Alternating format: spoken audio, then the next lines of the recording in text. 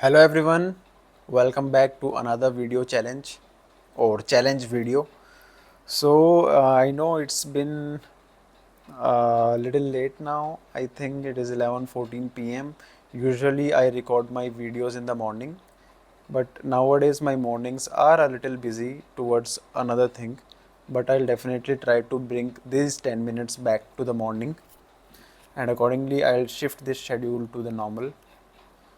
Okay, so I will be practicing on philosophy part today and make sure that I speak clearly and more interestingly in these topics. I think my impromptu challenge has been helping me a lot as I have been I have become better in speaking and replying to people instantly. I have definitely improved. So maybe even you can try these impromptu challenges with me. I am planning to make another video as an instruction how you can start this. So just giving a gist in this video of that. I just simply started. I didn't think a lot. I just started finding out the topic instantly and speaking for 1 minute on that topic. So you can call these exercise a speech marathon or anything that you want. But yeah, 10 words or 10 phrases, 1 minute straight, you have to speak on that. So yeah, recording these videos also I am doing it impromptu. I have no script written over here. I have nothing in my mind. I just start my recording and start speaking. So that's how it is being done currently. Okay, let's start with the challenge today. First phrase for today is it ethical to judge actions without understanding context? I think it is definitely not correct. It is not ethical to judge action without understanding the context behind it. Let me give you an example behind that.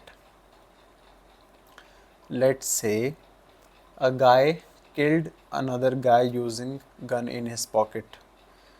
So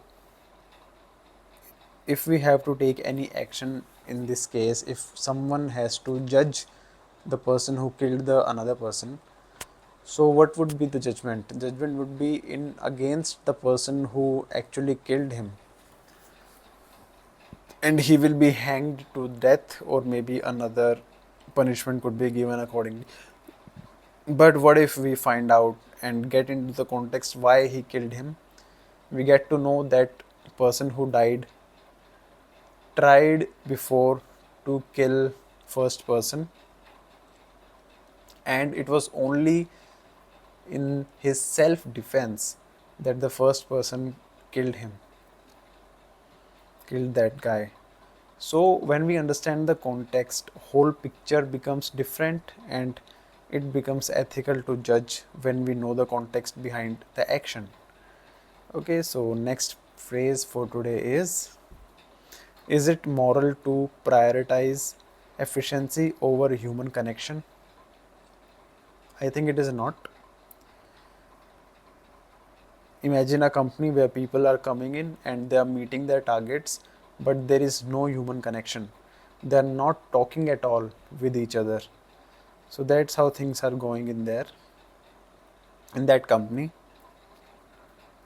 So I don't see future of that company, because a person would not want to stay in that company because he doesn't have any friend, he doesn't talk to anyone. All he cares about is how efficiently he can work and add value to the company, so that he gets enough bonuses and appraisals. When the time comes, as he is not attached to that company or any people around that company, he would be leaving that job as soon as he gets an opportunity outside. So being efficient, another company will come and appreciate that person and bring him or add him into their company through giving a good appraisal. So I think it is not moral to prioritize efficiency over human connection. A company should have a culture where people are connecting with each other. They are talking and building strong relationship with each other. So it becomes easier for different heads of departments to meet and share values or share ideas with each other through informal means. So that is how a good company works. I think I should expand the timeline of these time limit that I have set of 1 minute. I think for phrases it should be 2 minutes because I'm speaking a lot on these, especially philosophy one. We have to make a decision right away. Okay, so moving on to the next phrase. Can we have meaningful choice in a determined universe? Hmm, this is interesting. A determined universe could be kind of a universe where everything is already determined. You don't get much of a choice. For example, if you go into the market to buy a chair, there is only one option available because that is the best chair available chosen by the leader of your country. It is already defined by them, so you don't get a choice. So I think there would not be any meaningful choice available for you, which according to you could have provided you better whatever what your needs were. For example, someone who is who has to sit a lot throughout the day, so he would be wanting a comfortable chair so that his body doesn't hurt. On the other hand, there would be someone who want a chair built in a way that it acupresses his back, acupunctures his back in some way. So it becomes beneficial for that person, maybe because of his health or maybe because his back need that. So that could be there could be different perspective to it. But if the universe is already determined and there is only comfortable chairs available, the second person don't get a chance to sit on a chair where he can treat himself just by sitting. So I think meaningful choice would not be there. I don't know how I have interpreted this line, but considering it as impromptu, that is the first impression I got out of reading this line. So I don't care if it was correct or wrong. I am just going ahead with the challenge. I think that's what you should do. Okay, next phrase. Is free will an illusion? Free will, I think willness is in itself an illusion. You don't actually do by willingness. There are impressions sitting in your head that are driving the decisions that you make. And of course, the free will, the choice that you have in your hand right now, it is something which is illusion. I totally agree with this. If I find an appropriate example to it, uh, I think I'm not able to recall any example or build any around this. But yeah, willness, I can speak a lot on willness. Willness is temporary in human mind, and that is the function of your conscious mind. And conscious mind provides you with temporary memory. So similarly, this willness may be temporary as well. That's why some people find it difficult to find the motivation because they only have it in their conscious mind, which is temporary, which has caused by watching a motivational video or consuming any content or a recent failure which can drive the motivation that is again which is again temporary in nature and is not going to last long. But if we talk about subconscious mind, willingness doesn't take place into there because subconscious mind is the permanent memory. And when you are motivated in your subconscious mind, when you instruct your subconscious mind that you can achieve anything in the life that you want, or you want to drive consistently towards the goal that you have set, so accordingly subconscious mind takes care of it and you don't have to worry about anything at all. Okay, next phrase. Can we have genuine equality while celebrating differences? Yeah, it is possible to have equality if we are celebrating differences.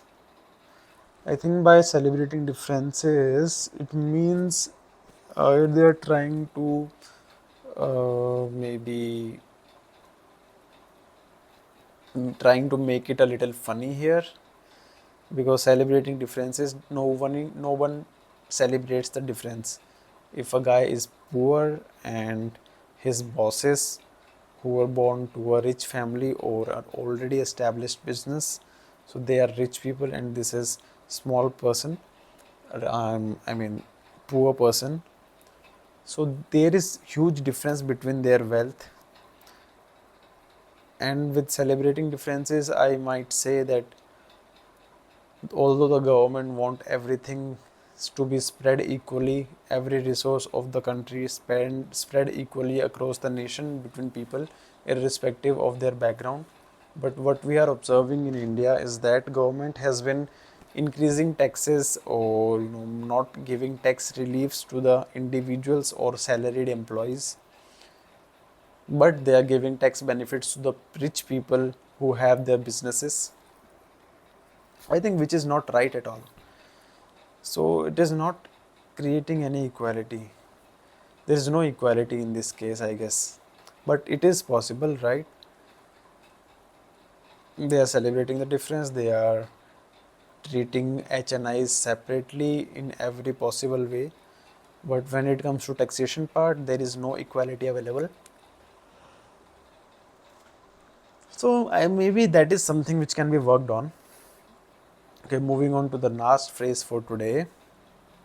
It is, what is the relationship between power and responsibility? With the famous, I'll start this speech with the famous dialogue of Spider-Man: with great power comes great responsibility. Power is something which gives in your hands decision taking thing. You get to decide what is to be done next, and there are of course multiple stakeholders that need to be taken care of. Let's say if you have given a power of a company, you have to run company and take business decisions. So it becomes your responsibility that you take care of all the stakeholders involved in that business. It could be investors or employees who had been working very hard for the company.